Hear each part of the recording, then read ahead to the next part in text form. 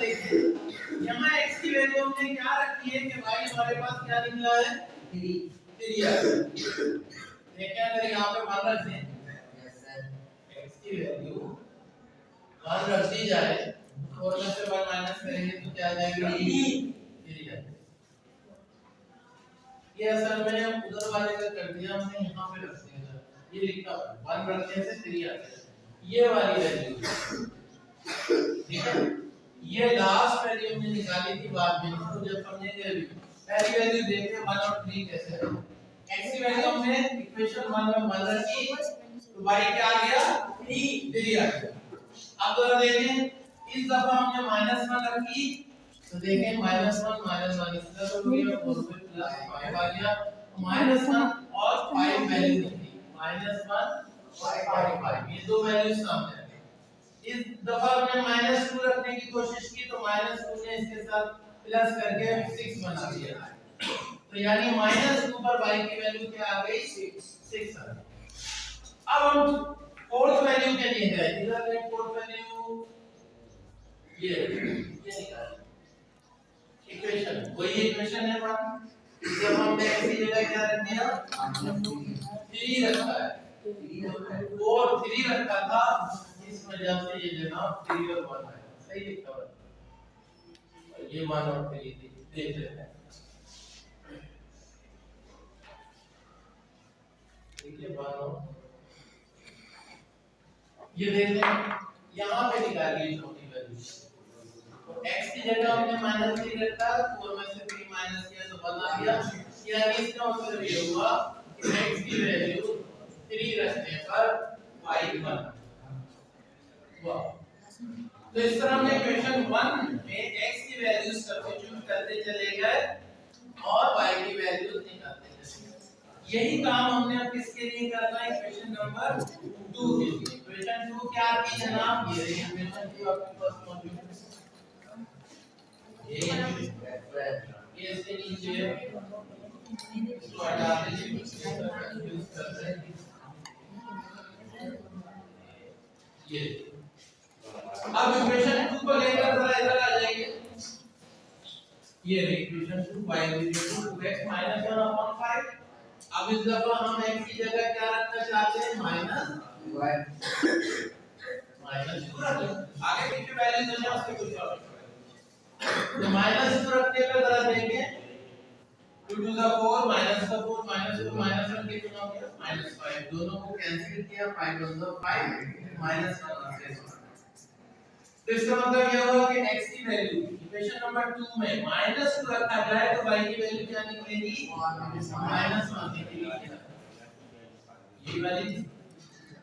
अब दूसरी दफा क्या रखना चाह रहे हैं x की जगह 3 to the 6 6 में से 1 माइनस किया 5 फिर कैंसिल हो गया 1 आ गया तो 3 और 1 ये आ गया यार की वैल्यू काट है। तीसरी वैल्यू के लिए हमने क्या किया भाई x की जगह -7 रखा जरा देखिएगा इधर तो -7 रखा और 7 to the 14 -14 और -1 plus minus 15 divided by 5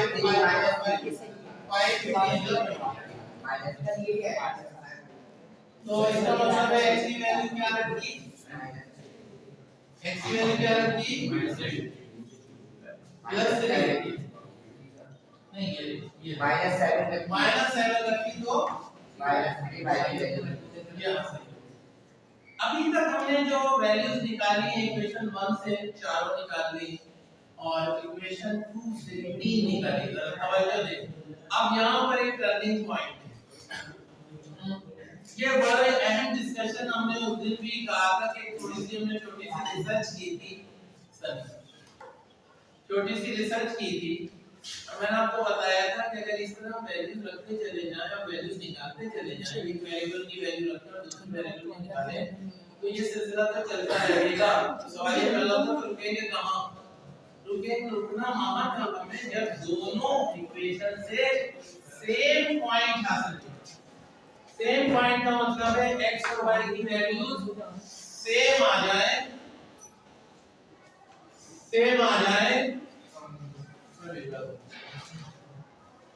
तो हम पॉइंट ऑफ इंटरसेक्शन जिसे सवाल में कहा गया कि सॉल्यूशन सेट मालूम करें, वो सॉल्यूशन सेट निकल आएगा। तो जनाब ये तो हमने निकाल लिया था, लेकिन कैसे पता चलेगा कि वो कौन सा पॉइंट है जो इक्वेशन 1 में भी रखने से और इक्वेशन 2 में रखने से एक जैसा हासिल होगा। इसलिए हमने छोटी सी रिसर्च की थी, वो कोई बताएगा मुझे क्या की वो रिसर्च? गुड। दोनों इक्वेशंस की लेफ्ट साइड जरा गौर से देखें, क्या एक जैसी है? क्या हमने यहाँ पे कहीं सॉल्व की थी ये बात? Yes sir. कहाँ थी ये हमारी रिसर्च थी। अब जरा तवज्जो दीजिएगा, बड़ी अहम चीज है, ये फेयर में करना आपने। बोर्ड की कॉपी पे पहला काम ये कीजिएगा, सबसे पहले ये कीजिएगा, बाद में वो वैल्यूज निकालिए। क्यों ये क्यों करना है? जरा देखिए, इक्वेशन 1 और इक्वेशन 2 की दोनों की लेफ्ट साइड आपस में बराबर है, इक्वल है, y इधर भी है, y इधर भी है। तो एस क्या कहता है, दो इक्वेशंस कब इक्वल होती हैं? जब उनकी एक साइड बराबर हो जाए तो दूसरी साइड भी आपस में बराबर होती है। अगर y बराबर है y के, तो जनाब 4 - x बराबर है 2x - 1/5 के। ये चीज हमने यहाँ लिखी थी, 4 - x is equal to, ये देखो y is equal to y लिखा है। ये y किसका है? इक्वेशन 1 का। ये y किसका है? इक्वेशन 2 का। तो इक्वेशन 1 किस y के बराबर थी? पढ़ के बताएं। इक्वेशन 2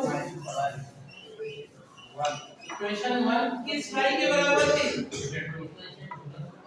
y किसके बराबर है? इक्वेशन 1 हां 4 - x। तो y की जगह क्या लिख दिया? ये कीजिएगा, सबसे पहले ये कीजिएगा, बाद में वो वैल्यूज निकालिए। क्यों ये क्यों करना है? जरा देखिए, इक्वेशन 1 और इक्वेशन 2 की दोनों की लेफ्ट साइड आपस में बराबर है, इक्वल है, y इधर भी है, y इधर भी है। तो एस क्या कहता है, दो इक्वेशंस कब इक्वल होती हैं? जब उनकी एक साइड बराबर हो जाए तो दूसरी साइड भी आपस में बराबर होती है। अगर y बराबर है y के, तो जनाब 4 - x बराबर है 2x - 1/5 के। ये चीज हमने यहाँ लिखी थी, 4 - x is equal to, ये देखो y is equal to y लिखा है। ये y किसका है? इक्वेशन 1 का। ये y किसका है? इक्वेशन 2 का। तो इक्वेशन 1 किस y के बराबर थी? पढ़ के बताएं। इक्वेशन 2 इक्वेशन 1 किस y के बराबर थी? y किसके बराबर है? इक्वेशन 1 हां 4 - x। तो y की जगह क्या लिख दिया? इसी तरह दूसरी इक्वेशन में y की वैल्यू क्या रखी हुई है वहां? 2x - 1/5। 2x - 1/5। तो ये दोनों भी इक्वल हो गई, और दोनों को सॉल्व करके ये वही सिंपलीफिकेशन है आपको की क्लास में करते हैं। तो जरा देखिएगा, जब हमने यहाँ आपको क्लास में ही भूल जाते हैं, ठीक है, पार्क नहीं, पार्क में तो आप लोग क्या हैं, x is equal to 21/7, इसको कैंसिल किया तो 3 आ गया। समझ लीजिएगा, तो x की वैल्यू 3 आई है, y कैसे निकालें? इस x की वैल्यू को पहले इक्वेशन नंबर 1 में रख दो तो y निकल आएगा, फिर इसी वैल्यू को इक्वेशन नंबर 2 में रख दो, एक और y निकल आया, 2 y निकल आएंगे, और दोनों y एक जैसे होंगे। यही पॉइंट ऑफ इंटरसेक्शन। कैसे? x को निकालने में कामयाब हो गए 3। इसका मतलब ये हुआ कि दोनों में वीडियो मानो x कितना निकाला? 3 निकाला। तो y कितना निकालना चाहिए? जरा देख लें, x की वैल्यू इसमें रखनी है, क्या है? x की वैल्यू क्या निकाली? 3 निकली। x की जगह 3 रखूं तो 4 माइनस 3 कितना होगा? 1। तो इसका मतलब ये हुआ कि आपकी ये वैल्यू, जरा इसको गौर से देखिए, 3 और 1 यही काम दोबारा करेंगे, लेकिन अब किसके लिए?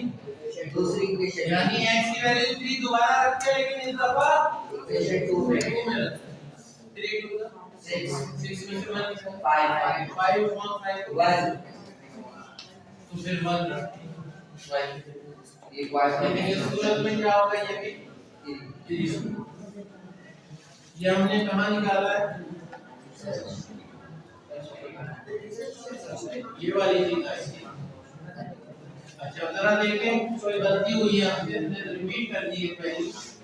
जरा ये वाली देखिए, ये वैल्यू देखें दोबारा, ये हमने गलत उठा लिए सर। 1 माइनस 1 माइनस, ये तो सही है, ठीक है। ऐसे ही अब इधर इक्वेशन नंबर 2 में क्या रखा हुआ है? -2 रखने से क्या आ जाए? दे दो 1 मिनट का ऐसे 10 मिनट। फिर x की जगह क्या रखना है? 3 रखने से क्या आ रहा है? 1। ये रिपीट हो रही है वैल्यू, लिहाजा 1 में थोड़ी रख सकते हैं, वही चीज आई। ये तो हमने डायरेक्ट सवाली कर ली थी, तो लिहाजा इस वैल्यू को चेंज कर देंगे। 2 बार हो गई है ये, वैसे मैंने यहाँ रख के भी दिखा दी, क्योंकि आपने निकाली तो है ना वैल्यू। हाँ चेंज कर दे, कोई सी और वैल्यू ले लो, लेकिन रखेंगे क्या काम? इक्वेशन 2 सर एक ले लिया सर, मैंने लिया हुआ 8। क्या लिया है? 8 यस सर। चले देख लेते हैं, अगर यहाँ 8 रख दिया जाए तो 3 आएगा। 8 टू द 16 में से 1 निकाले 10 15 को 5 को 5 माइनस कर 3 सर। नहीं और माइनस प्लस कर 8 माइनस करना होगा सर नहीं प्लस कर। ऐसे x को निकालने में कामयाब हो गए 3। इसका मतलब ये हुआ कि दोनों में वीडियो मान लो x कितना निकाला? 3 निकाला, तो y कितना निकालना चाहिए? जरा देख लें, x की वैल्यू इसमें रखनी है, क्या है? x की वैल्यू क्या निकाली? 3 x की जगह 3 रखूं तो 4 माइनस 3 कितना होगा? 1। तो इसका मतलब ये हुआ कि आपकी ये वैल्यू, जरा इसको गौर से देखिए, 3 और 1 यही काम दोबारा करेंगे, लेकिन अब किसके लिए? दूसरी इक्वेशन यानी x की वैल्यू 3 दोबारा रखते हैं, लेकिन इस दफा इक्वेशन 2 में 2 में रखते हैं। 3 2 6 में से 1 5 5 1 1 तो फिर 1 रखते हैं। ये क्वार्टर लेकिन इस सूरत में क्या होगा? ये भी 3। ये हमने कहाँ निकाला है? ये वाली चीज है। अच्छा जरा देखें, कोई गलती हुई है हमसे, हमने रिपीट कर दी है पहली। जरा ये वाली देखिए, ये वैल्यू देखें दोबारा, ये हमने गलत उठा लिए सर 1 माइनस 1 माइनस, ये तो सही है, ठीक है। ऐसे ही अब इधर इक्वेशन नंबर 2 में क्या रखा हुआ है? -2 रखने से क्या आ जाए? दे दो 1 मिनट का ऐसे 10 मिनट। फिर x की जगह क्या रखना है? 3 रखने से क्या आ रहा है? 1। ये रिपीट हो रही है वैल्यू, लिहाजा 1 में थोड़ी रख सकते हैं, वही चीज आई। ये तो हमने डायरेक्ट सवाली कर ली थी, तो लिहाजा इस वैल्यू को चेंज कर देंगे। 2 बार हो गई है ये, वैसे मैंने यहाँ रख के भी दिखा दी, क्योंकि आपने निकाली तो है ना वैल्यू। हाँ चेंज कर दे, कोई सी और वैल्यू ले लो, लेकिन रखेंगे क्या काम? इक्वेशन 2 सर एक ले लिया सर, मैंने लिया हुआ 8। क्या लिया है? 8 यस सर। चले देख लेते हैं, अगर यहाँ 8 रख दिया जाए तो 3 आएगा। 8 टू द 16 में से 1 निकाले 10 15 को 5 को 5 माइनस कर 3 सर। नहीं और माइनस प्लस कर 8 माइनस करना होगा सर नहीं प्लस का करना ही है सर सही है 3 आएगा 8 और